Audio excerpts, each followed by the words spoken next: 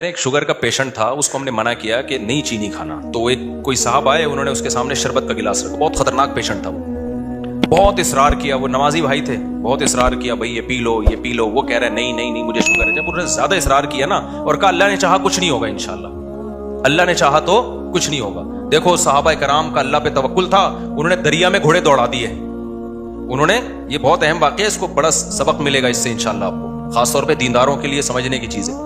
واقعہ ہے نا, ایک علامہ اقبال کا شعر بھی ہے اس پہ کہ دشت و دشت دریا بھی نہ چھوڑے ہم نے, کہ ہم نے تو صرف صحراؤں میں نہیں, ہم نے تو دریاؤں میں بھی کرامت کے طور پر نا گھوڑے دریا میں چلا دیے تھے صحابہ نے. تو ان صاحب نے کہا, داڑھی بھی تھی نمازی بھی, انہوں نے کہا دیکھو صحابہ نے اللہ پہ توکل تھا, دریا میں گھوڑے چلا دیے انہوں نے. تو سامنے شکر ہے کوئی عقل مند بیٹھا ہوا تھا جس کو وہ کھلا رہے تھے نا پورا چینی کا شربت. اس نے کہا دیکھو اگر وہاں پل ہوتا نا پھر اللہ دریا میں گھوڑے نہیں تھے, وہ ڈوبنا تھا انہوں نے, ہاں تو پل نہیں تھا اور مجبوری تھی جانا, صحیح ہے نا.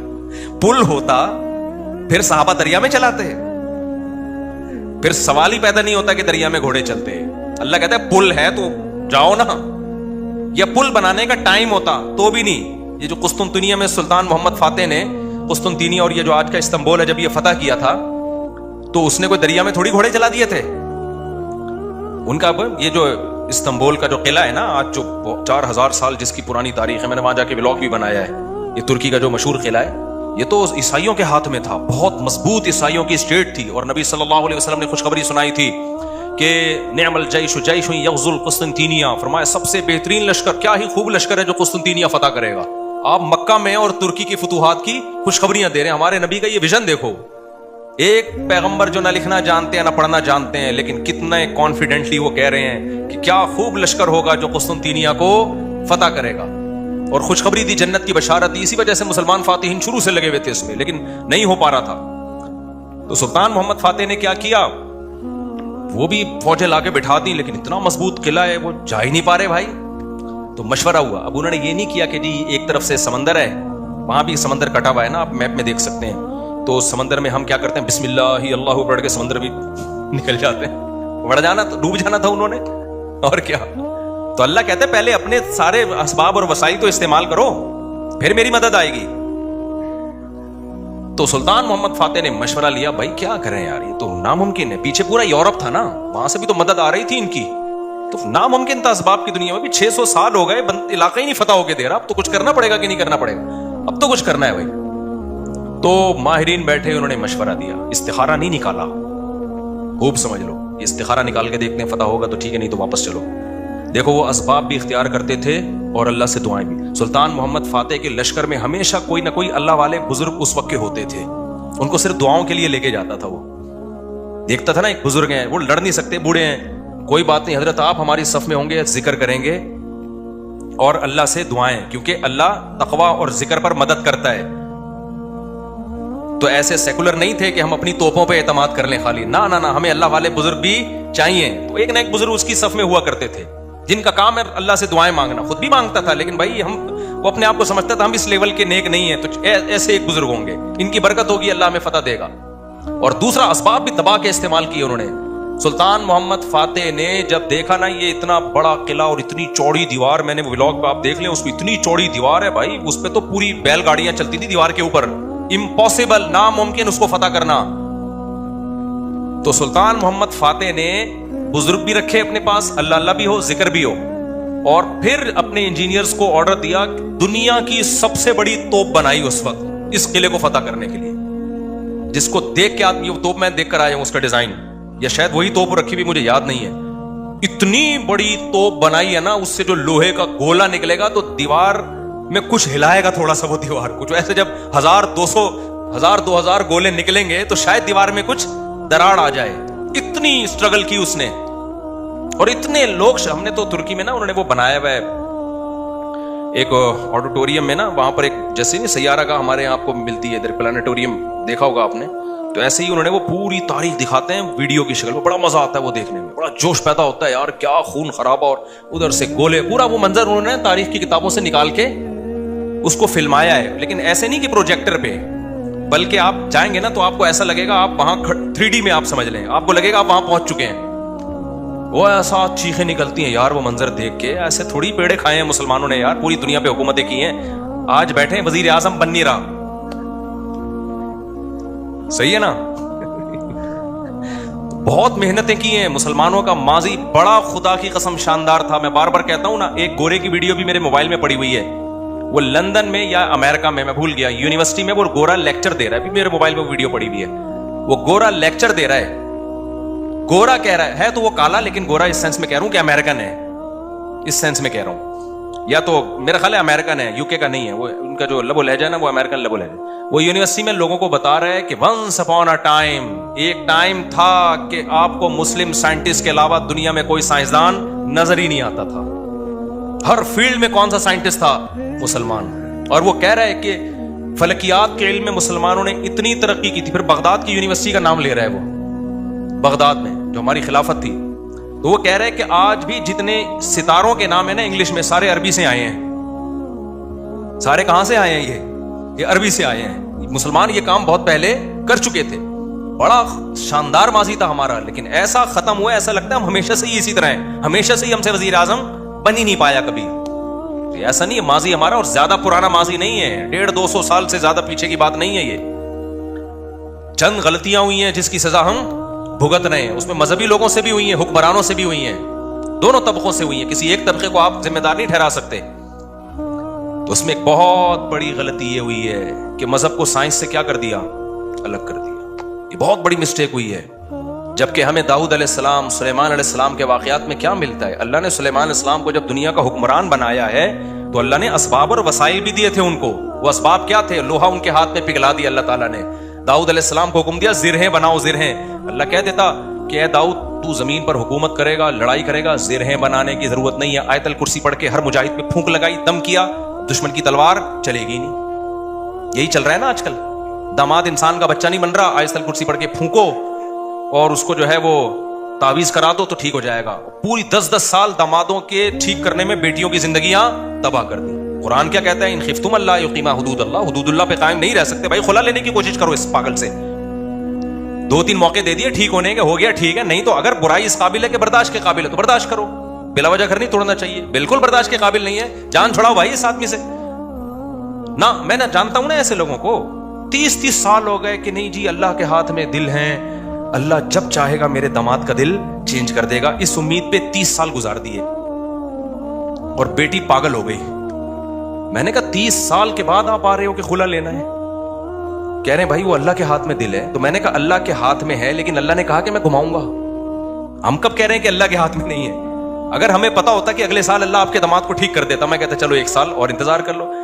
اللہ کے ہاتھ میں ہے, لیکن گھمائے گا کہ نہیں گھمائے گا یہ اللہ نے نہیں بتایا. بلکہ اللہ نے جو بتایا ہے, انک لا تہدی من احببت, آپ اس کو ہدایت نہیں دے سکتے جس سے آپ محبت کرتے ہو. یہ تو حضرت ابو طالب کے بارے میں نازل ہوئی ہے کہ نبی کے چچا ایمان نہیں لائے تو نبی غمزدہ تھے. اللہ نے فرمایا کہ آپ جس سے محبت ہے ہدایت نہیں ملے گی, اس کو ملے گی جس کو اللہ چاہے گا. اور چاہے گا کس کو؟ جو خود چاہے گا.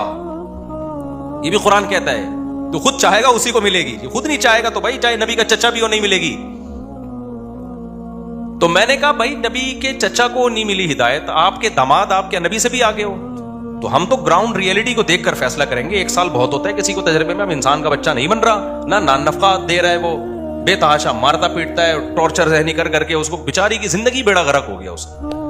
میں نے کہا خود ہی مر جائے گا, تھوڑے دنوں میں خلا کے تکلف کی ضرورت کیا ہے؟ طلاق لینے کی کیا ضرورت ہے اس سے؟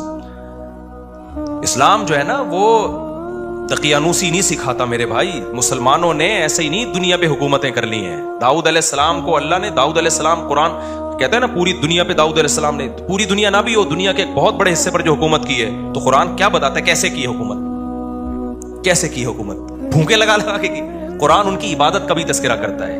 دن میں روزہ رکھتے تھے, راتوں کو تہجد پڑھتے تھے, اس کا بھی تذکرہ کرتا ہے. یہ بھی ضروری ہے, ورنہ ایک سیکولر فوج میں, مجاہدین میں اور ایک مذہبی لوگوں میں کوئی فرق نہیں رہے گا. اللہ کو ایڈجسٹ کرنا ہے تو قدر کا مطلب اس کی ایڈجسٹمنٹ بڑی خاندانی ہونی چاہیے. نہیں آئی میرا خیال ہے بات سمجھ میں. یہ بھی نہیں کہا کہ اللہ میاں نے کہ زرہیں بنانے رسی سے جوڑ لینا, یہ ایک تار نہیں ہوتی جو الیکٹریشین کے پاس ہوتی ہے, یہ والی تار سے یوں کرنا. ہمارے یہاں جگاڑو کام ہو رہے ہوتے ہیں کہ نہیں ہو رہے؟ جاپان میں جگاڑو کام نہیں ہوتے. ہمارے ہر کام کیا ہے؟ کمپیوٹر کو بھی ٹھنڈا کر رہے ہیں پنکھے پہ نہ آگے. میں نے نیٹ پہ ایک ویڈیو دیکھی, सिस्टम को ठंडा करने के लिए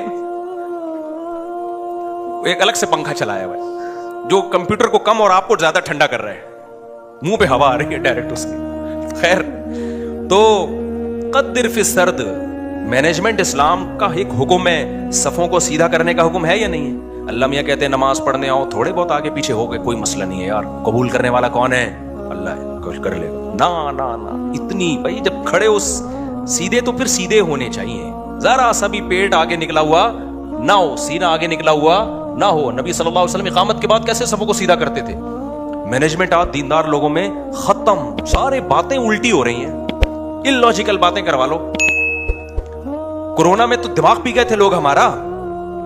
कोविड पे हमने कहा ना, डॉक्टर कह रहे फासला रखो तो रख लो फासला। हर आदमी भाई तवक्कुल के चक्कर में कोरोना वाला आदमी मुंह पे जाके छींक रहा है लोगों के। ये कौन सा इस्लाम है भाई? खैर, तो वो उसकी बात बड़ी प्यारी थी ना, मैं दाऊद अलैहिस्सलाम को बता रहा था ना, कैसे जिरहें बनाई उन्होंने और कितनी पावरफुल हुकूमत, फिर फौज तैयार की है। फिर सुलेमान अलैहिस्सलाम को आप देख लो, उनका तख्त था, हीरे जवाहरात थे और कैसा ताज था उनका, ये भी भरम के लिए। तो इसमें हमें ये भी मिलता है कि अगर भरम डालने के लिए आपको अच्छी ड्रेसिंग करनी पड़े और खानदानी लाइफ स्टाइल हो ताकि सामने वाले पे भरम अच्छे पड़े, तो ये भी शरीयत का हुक्म है। जैसे हजरत मुआविया रजी अल्लाह ताला अन्हु का बड़ा शाहाना लिबास था, तो किसी ने हजरत उमर को शिकायत लगाई कि ये गवर्नर बने और इतना बेहतरीन खूबसूरत लिबास पहन के चलते हैं फिरते हैं, ये तो दुनिया से मोहब्बत की अलामत है। हजरत उमर तो फटे पुराने कपड़े पहनते थे, पेवज़दा कपड़े पहनते थे। तो हजरत उमर ने खत लिखा, भाई ये क्या शिकायत है? हजरत मुआविया ने फरमाया, या रसूलल्लाह, मैं जिन लोगों पे हुकूमत कर रहा हूँ, या अमीरुल मोमिनीन, मैं जिन लोगों पे हुकूमत कर रहा हूँ ना, इनकी नजर में, मैं मफहूम बयान कर रहा हूँ, इनकी नजर में लिबास की बड़ी वैल्यू है। ये मुझे वैल्यू नहीं देंगे अगर मैं गरीबों वाला लिबास पहना। क्यों किया भाई? वो उनको वैसे ही इतना अल्लाह ने रोब दिया था कि वो उन कपड़ों में ही बहुत रोब था उनका। और हमारे नबी सल्लल्लाहु अलैहि वसल्लम के जो पेवज़दा कपड़े थे, तो हदीस में तो आता है नबी के चेहरे पे अल्लाह ने इतना रोब डाल दिया था कि 1 महीने की मुसाफत से दुश्मन कांपने लगता था। कि नॉर्मली हुक्म जो शरीयत ने दिया है भाई, आपकी ड्रेसिंग, आपका लिबास सारा क्या होना चाहिए? सूटेबल होना चाहिए। कोई चीज ऐसी नहीं होनी चाहिए जो सोसाइटी आपको कोई गिरा हुआ आदमी समझना शुरू कर दे। समझ में आ रही है बात कि नहीं आ रही है? नहीं आती, लेकिन जब रिश्ता लेने जाते हो तो फिर आती है। फिर नहा धो के डिटॉल से ना 3 पीस सूट पहन के जाएंगे, फिर मजा ले कोई पेवज़दा कपड़े पहन के चला जाए। तो सादगी है तो फिर जाना चड्डी बनियान, धोती बनियान में जा भाई तू वहां पे। क्योंकि हर वक्त ना लोग उलमा को ये देखो सादा होने चाहिए, इनकी पगड़ी देखो, इनके कपड़े देखो, और हमारे तो कोई है भी नहीं। तो खैर, तो वो मैं जल्दी से वो बता दूं ना, वो जो शरबत का गिलास रखा ना, तो उस डॉक्टर साहब मुझे वाकया सुना रहे थे, आज ही की बात है, शुगर के बड़े स्पेशलिस्ट आए हुए थे, गपशप थी उनके साथ। तो वो कहने लगे कि उसने कहा कि देखें, जो सहाबा ने दरिया में घोड़े दौड़ाए थे ना, पुल नहीं था वहां पे। अगर पुल होता तो दरिया में घोड़े नहीं दौड़ा, और अगर पुल बनाने का टाइम होता फिर भी नहीं दौड़ा। फिर ये मैं अपनी तरफ से एक इजाफा कर रहा हूं, पुल बनाने का टाइम होता, असबाब वसाइल होते, फिर भी नहीं जाते, और वापस जाके दोबारा आने का टाइम होता फिर भी दरिया में घोड़े नहीं डालते। वो एक मजबूरी थी कि उसके अलावा कोई ऑप्शन था नहीं। तो सुल्तान मोहम्मद फातेह ने भी यही किया है। उसने क्या किया कि बुजुर्ग भी रखे हुए, अल्लाह से दुआएं मांगे और फिर असबाब और वसाइल इख्तियार किए। भाई यहाँ पानी है तो पानी को क्रॉस करना हमारे लिए, सॉरी, पीछे समंदर है, बीच में खुश्की है, पानी नहीं था, खुश्की से हट के आगे पानी है। तो अब आगे हम घोड़ों पे जाएंगे अगर, तो घोड़ा पानी में नहीं जा सकता। तो उन्होंने ये नहीं कहा, सहाबा कराम ने पानी में घोड़े दौड़ा लिए थे तो हम भी खुश्की तक जाएंगे, और कुस्तुनतनिया में बैक साइड से हमला करने के लिए ना, बाकी बिस्मिल्लाह ही तवक्कलतु अल्लाह फूंकों वाली सरकार होती तो मसला ही हल हो गया था यार। ये तो पहले जहन में आ जाता ना मेरे, बहुत लेट आया दिमाग में। एक शुफ सरकार हजरत वो सुल्तान मोहम्मद फातेह अपने पास रखता, शुफ, और पूरा कुस्तुनतनिया ही बढ़ जाता पूरा। अभी जो इलेक्शन में हुआ है ना, आपको पता है ना, जो वोटिंग हो रही थी, फलां जीत रहा है, मीम बनाई पाकिस्तानियों ने, ऊपर जा रहा है, ऊपर जा रहा है, शुफ, एकदम वो नीचे हुआ, बड़ी टाइट मीम बनाई है कि इलेक्शन में यही हुआ है। बंदा कौन जीत रहा है, एकदम शुफ करके शुफ, फौरन नीचे। ऐसी रिपोर्टें चेंज हो रही थी ना इलेक्शन की, जो लोग टीवी के आगे खबरों में बैठे हुए थे। तो पाकिस्तान में एक सरकार है जिसको सच्ची मुच्ची की शुफ सरकार है वो तो इज्जु मंतशा, वो तो जिल्लु मंतशा। तो इसलिए जो सियासतदानों में जो समझदार लोग हैं ना, वो उस جو پاکستان کی جو اصل شف سرکار ہے نا اس سے بنا کے رکھتے ہیں, ٹھیک ہے کہ ہم بے شک ایک ووٹ بھی نہ ملا, جب انہوں نے کہا شف فوراً ہم کہاں چلے جائیں گے اوپر. تو اچھا خیر سمجھ گئے نا کون سی سرکار ہے. ایک تو یہ سرکار ہے, جو ایک اور سرکار ہے جو اصل شف سرکار ہے, وہ بڑی پاورفل سرکار ہے, وہ اس کا شف اصل شف ہے, اس کو ہم مانتے ہیں کہ یار وہ جب شف کرے نا, یہ تو ڈرامہ کر رہے ہیں نا, ڈرامہ کر رہی. تو سلطان محمد فاتح نے کیا کیا, مشورہ کیا بھائی کیا کریں. مشورہ یہی طے ہوا کہ یار کچھ نہ کچھ تو کرنا پڑے گا. تو ایک ماہر نے مشورہ دیا کہ دیکھو ہم جو ہمارے بحری جہاز ہیں, کشتیاں بہت بڑی بڑی تھیں, جہاز نمائی تھیں وہ, تو ہم ان کو جب تک خشکی پہ چلا کے آگے پانی تک نہیں پہنچائیں گے نا, تو ہم یہ قلعہ کبھی بھی فتح, مزید 600 سال لگ جائیں گے ہمیں, ناممکن ہے. ہمارے پاس اب ایک ہی آپشن ہے, جانیں ضائع ہو رہی ہیں, روز تیر اندازی ہو رہی ہے, لوگ ڈیلی بیسس پہ شہید ہو رہے ہیں, اور پہلے بھی کئی حملے ناکام ہو چکے ہیں. اب یہ رسک لینا پڑے گا, آر یا پار. یہ بہت مشکل کام تھا. کیوں؟ رات میں لوگ سو رہے ہیں, راتوں رات آپ نے یہ کرنا ہے. اب خشکی پہ کیسے چلائیں بھائی پانی, یعنی اس جہازوں کو؟ تو اس کا طریقہ یہ ہے کہ جتنے جانور ہیں نا, اونٹ, گائے, دمبے, سب ذبح کر دو اور سب کی چربی کو پگھلا کے زمین پہ ڈال دو. اور یہ صبح صادق سے پہلے پہلے کام کیا ہو جانا چاہیے, ختم.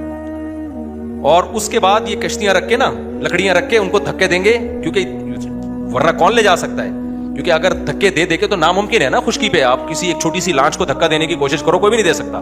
تو ہوگا یہ, اور دیں گے بھی اتنا ٹائم لگ جائے گا کہ دشمن تو دیکھ لے گا بھائی یہ لوگ تو یہاں سے آئے, تو راتوں رات یہ کام کرنا ہے.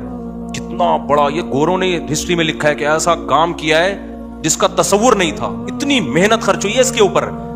کیا موٹی موٹی توند اور موٹے موٹے پیٹ ہوتے اگر اس وقت مسلمانوں کے, اور صبح شام بریانی اور قورمے کے ڈھکن کھل رہے ہوتے, اور تیجے کے نام پہ, 40ویں کے نام پہ, شب برات کے نام پہ یہ سب چیزیں کھا رہے ہوتے, تو یہ کر لیتے؟ بولتے کیوں نہیں؟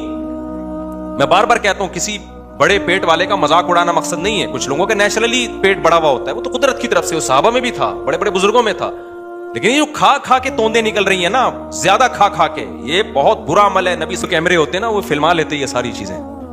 پھر وہ راتوں رات کشتیاں لے جا کے نا اس پہ سب کو پار کیا, پانی میں اتار دیا.